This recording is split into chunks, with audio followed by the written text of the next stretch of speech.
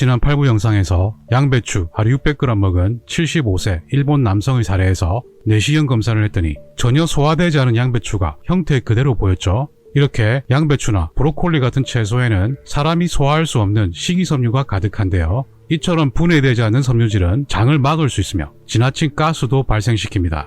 지난 6부 영상에서 소화되지 않는 식이섬유는 마치 차가 가득 찬 교통정체 같은 현상을 우리 장에서 일으킬 수 있습니다. 식이섬유가 풍부한 식물성 음식은 대장에서 상당한 가스를 발생시키는데요. 이런 장내 가스는 대장 운동 기능을 저하시켜 오히려 변비를 유발할 수 있습니다. 실제 관련 연구를 보면 식이섬유가 포함된 음식을 먹으면 장내 가스 생성이 증가하며 이런 장내 가스 생성 증가는 복부 패만감이나 복통 등의 증상을 동반하게 됩니다. 수소, 이산화탄소, 메탄가스는 장내 미생물에 의해 생성되는 주요 가스인데요. 특히 메탄가스는 장 운동을 둔화시키면서 변비형, 과민성 장증후군과 연관되며 변비 증상을 악화시키는 중요한 인자이기도 합니다. 지난 6부에서 말씀드린 가스 유발식 기억나십니까? 가스 유발식은 통밀, 기리 등 통곡물과 콩, 두유, 완두콩 등 콩류와 여러가지 채소와 과일류를 먹는 식단입니다. 공교롭게도 이 음식들은 건강에 아주 좋다고 의사들에게 추앙받고 있죠. 하지만 실제로는 장내 가스를 아주 많이 발생시키는 가스 유발 음식들입니다.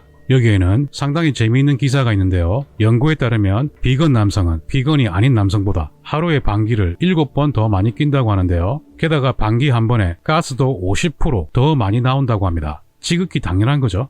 어떤 분께서 부추 먹고 대변에 부추 나오면 안 좋은가요? 라고 질문을 하셨는데 그렇지 않습니다. 대변의 음식물이 형태 그대로 나오는 건 아주 흔한 일입니다. 저도 부추를 상당히 좋아하는데요. 고기 먹을 때 같이 먹으면 정말 맛있죠. 하지만 저는 부추를 식이섬유 보충 목적이거나 건강을 위해 먹는 게 아니라 고기를 더 맛있게 먹기 위해서, 즉 맛과 향을 즐기기 위해서 곁들여 먹습니다. 장 건강을 위해서 먹는다는 생각은 전혀 하지 않습니다. 작년에 저도 한번 비슷한 경험을 했는데요. 저는 톱김밥을 먹고 나서 변의 톳이 전부 형태 그대로 나온 걸 보고 엄청 놀랐던 기억이 있습니다.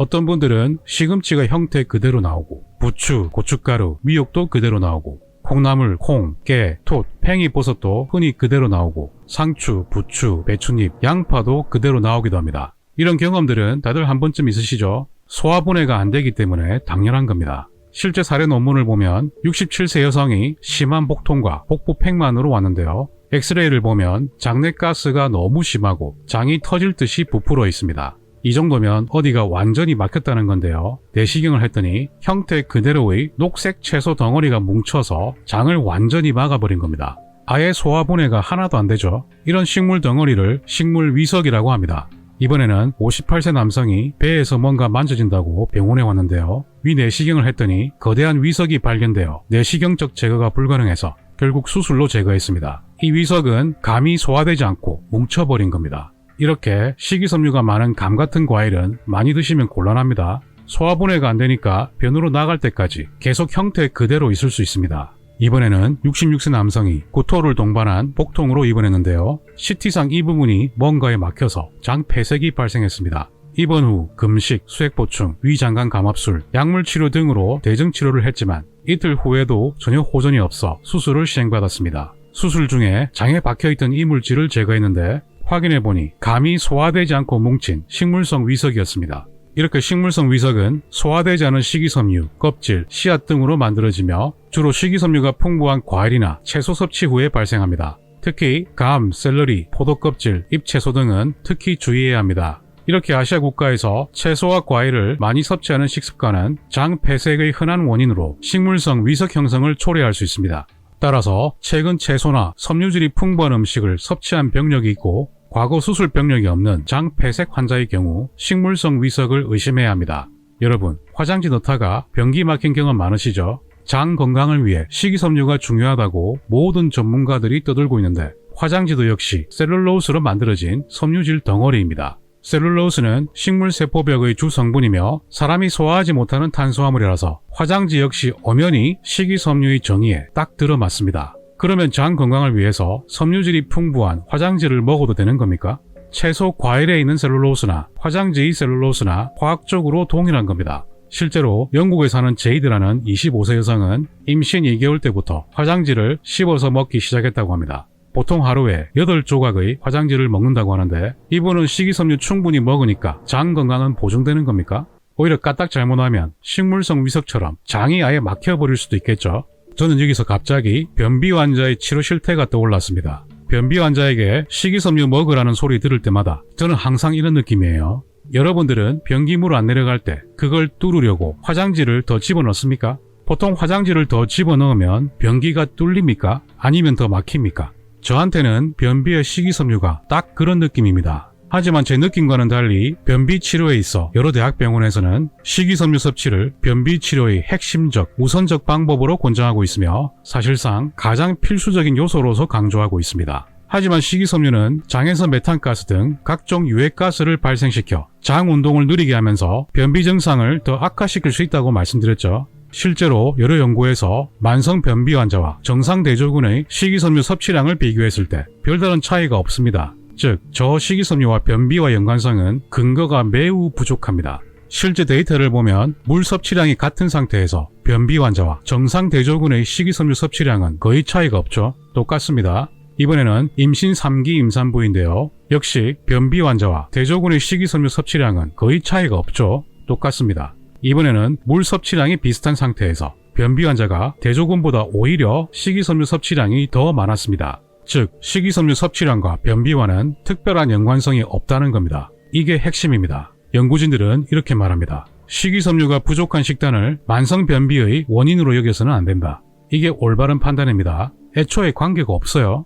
지난 6부에서 말씀드린 연구에서도 만성 변비 환자에서 고섬유질 섭취 그룹에서는 변비가 전혀 개선되지 않았지만 섭취량을 줄인 중간 섬유질 그룹에서는 섭취량을 줄인 만큼 변비가 개선되었고 식이섬유를 전혀 먹지 않았던 무섬유질 그룹에서는 모든 변비 증상이 사라졌습니다. 조금 더 읽어보겠습니다. 식이섬유 섭취와 변비의 연관성 역시 과장되어 왔습니다. 많은 연구에서 식이섬유 섭취가 변비 개선에 큰 영향을 주지 않으며 심한 변비 환자일수록 식이섬유를 늘리면 증상이 악화될 수 있다고 강조하고 있습니다. 정말 정확한 판단입니다.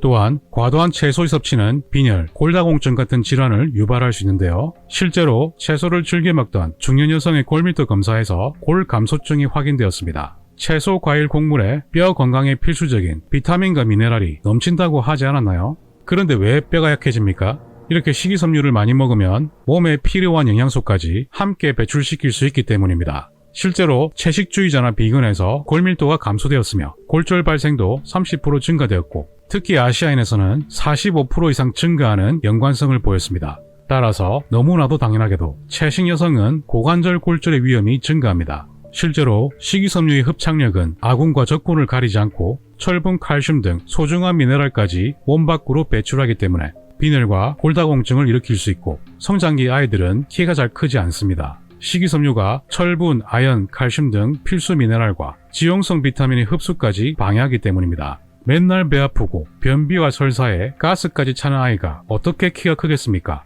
성장기 아이들은 식이섬유 많이 먹으면 키가 안 클 뿐만 아니라 경련성 변비나 과민성 장증후군까지 발생할 수 있습니다. 과민성 장증후군은 어릴 때 발생할수록 장기적으로 또는 평생 고생할 수도 있습니다. 왜 아이들에게 채소, 과일, 곡물 섭취를 강요합니까? 그럴 필요 없다는 겁니다. 특히 현미밥같이 식이섬유 많은 곡물은 성장기 아이들에게는 먹이면 안 됩니다. 아이들이 변비, 설사, 복통이 자주 발생하면 무슨 공부가 되겠습니까? 한림대병원 교수는 음식 중에 가장 중요한 것은 고기와 우유라면서 성장에 필수적인 아연, 철분 등 미네랄이 풍부하기 때문이라고 말하면서 옥수수나 현미, 오트밀에 포함된 피트산은 아연과 철분 등 필수 미네랄의 흡수를 방해한다고 강조했습니다. 아이들 아침부터 콩이니 현미니 귀리니 이런 거 먹일 겁니까?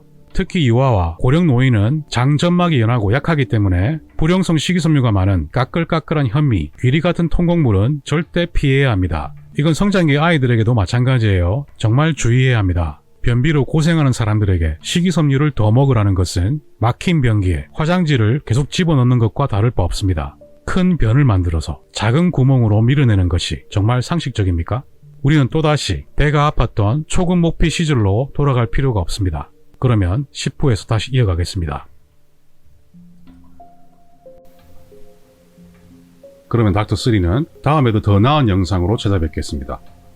제 영상이 마음에 드셨다면 좋아요, 구독 꼭 눌러주십시오. 닥터3는 여러분의 건강을 응원합니다.